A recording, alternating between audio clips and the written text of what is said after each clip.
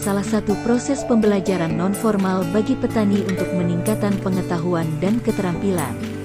Pembelajaran dilakukan agar petani mampu mengenali potensi usaha pertanian, menyusun rencana usaha, mengidentifikasi dan mengatasi permasalahan di lapangan. Sekolah lapang penerapan inovasi teknologi pertanian disesuaikan dengan sumber daya pertanian setempat yang dilakukan secara sinergis dan berwawasan lingkungan agar usaha tani lebih efisien, berproduktivitas tinggi dan berkelanjutan. Dalam rangka meningkatkan efektivitas penyelenggaraan penyuluhan pertanian dan adopsi inovasi teknologi pertanian di daerah, maka Pusat Penyuluhan Pertanian melaksanakan kegiatan sekolah lapang penerapan inovasi teknologi pertanian di Balai Penyuluhan Pertanian. Kecamatan Tanah Sitolo merupakan salah satu kecamatan di Kabupaten Wajo yang memiliki potensi pertanian yang tinggi. Potensi padi di wilayah Kecamatan Tanah Sitolo seluas 5.945 hektar yang sebagian besar merupakan sawah irigasi.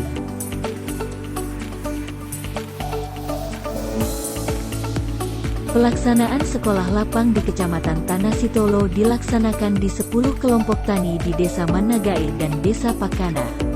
Pelaksanaan sekolah lapang dimulai dengan kegiatan rembuk tani kemudian dilanjutkan dengan kursus tani sebanyak 4 kali pertemuan.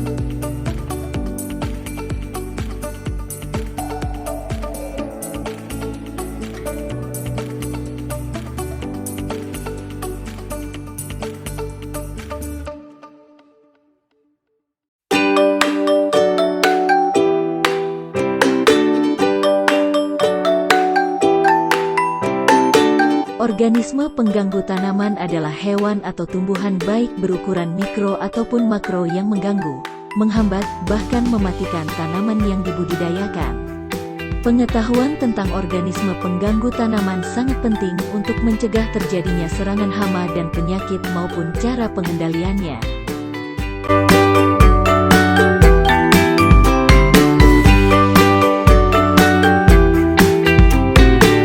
Benih unggul berlabel merupakan salah satu faktor yang menentukan keberhasilan budidaya tanaman dan perannya tidak dapat digantikan oleh faktor lain, karena benih sebagai bahan tanaman dan sebagai pembawa potensi genetik terutama untuk varietas-varietas unggul. Keunggulan varietas dapat dinikmati oleh konsumen bila benih yang ditanam bermutu.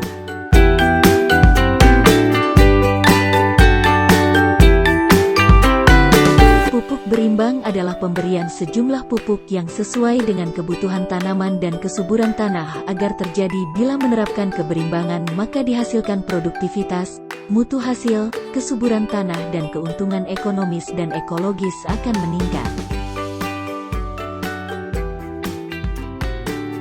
PGPR dapat menjadi salah satu solusi ketergantungan terhadap produk pupuk kimia sintetis, sehingga dapat menjaga pertumbuhan pertanian secara berkesinambungan dan mendukung visi secara global mengenai pembangunan, perlindungan dan pelestarian lingkungan yang sudah terlanjur rusak oleh aplikasi pupuk kimia sintetis.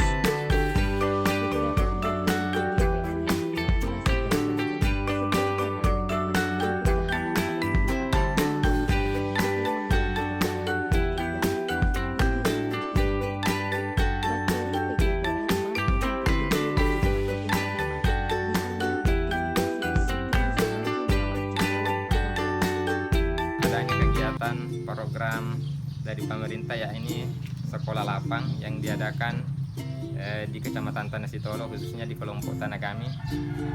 Saya selaku petani yang mengikuti kegiatan tersebut memperoleh banyak manfaatnya. Yang pertama yang saya rasakan, kita di sana memperoleh materi tentang bagaimana cara kita melakukan pengolahan bibit, di mana kita memilih bibit yang unggul, di mana bibit yang unggul itu insya Allah dengan perawatan yang baik tentunya akan mendapatkan produktivitas yang baik pula.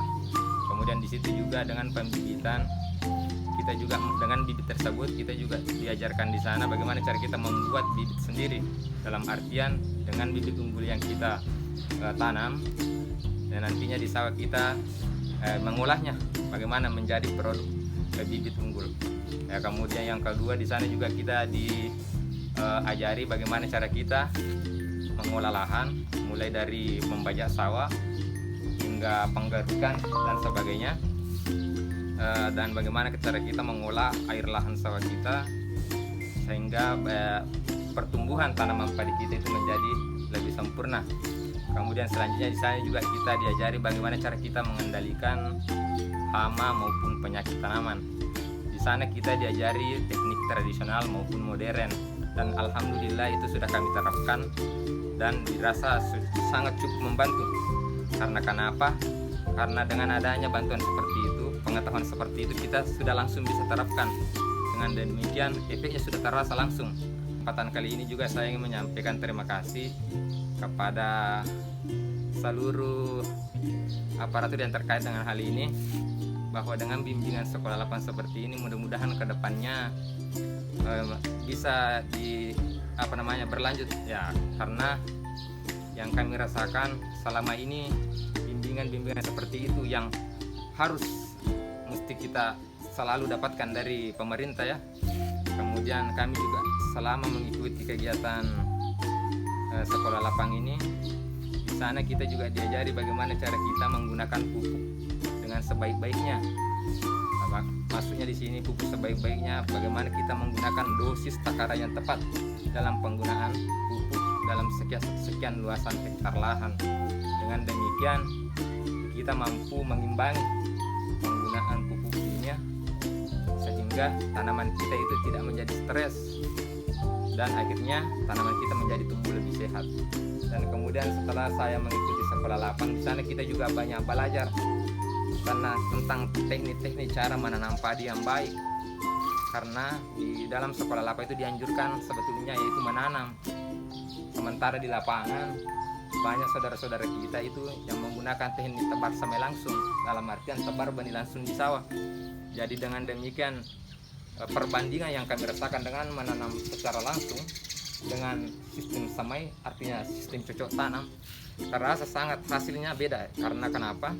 Karena bercocok tanam itu artinya sistem tabela itu risikonya terlalu tinggi. Kenapa? Yang pertama dia mudah terserang hama tikus.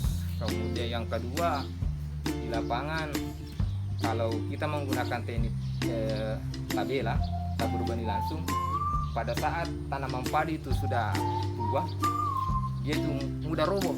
Karena kenapa? Karena akarnya tidak terbenam.